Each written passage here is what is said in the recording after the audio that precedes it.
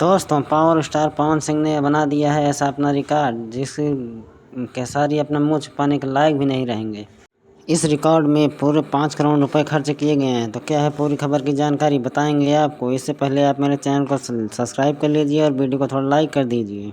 दोस्तों, power star Pawan Singh का हाल ही में एक गाना रिलीज हुआ है जिसे आप लोगों ने सुना ही होगा, धन्य सब धन तोहरे में बाटे। ये गाना सुपरहिट हुआ है। शिवानी सिंह और पावर स्टार पवन सिंह का एक हाल ही में गाना आया था जहां पर पूरा रिकॉर्ड भी बना और इतिहास में गाना सुपरहिट हुआ है भोजपुरी पूरे इंडस्ट्री में।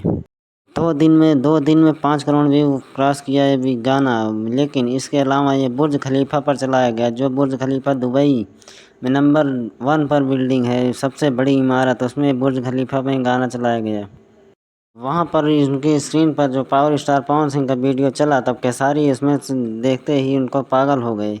चलिए ठीक है, आप लोगों को इसी तरह का वीडियो देखना है। और इसमें करीब 1.5 करोड़ रुपए मिले बुर्ज खलीफा वालों लोगों को। बहुत ही सुपर हिट हुआ है गाना बुर्ज खलीफा में। बुर्ज खलीफा पर ये नंबर 1 पर चला था गाना। और दोस्तों, ये गाना बुर्ज खलीफा पर लगभग 3 मिनट चलाया गया। 3 मिनट में तहलका मचा दिया है।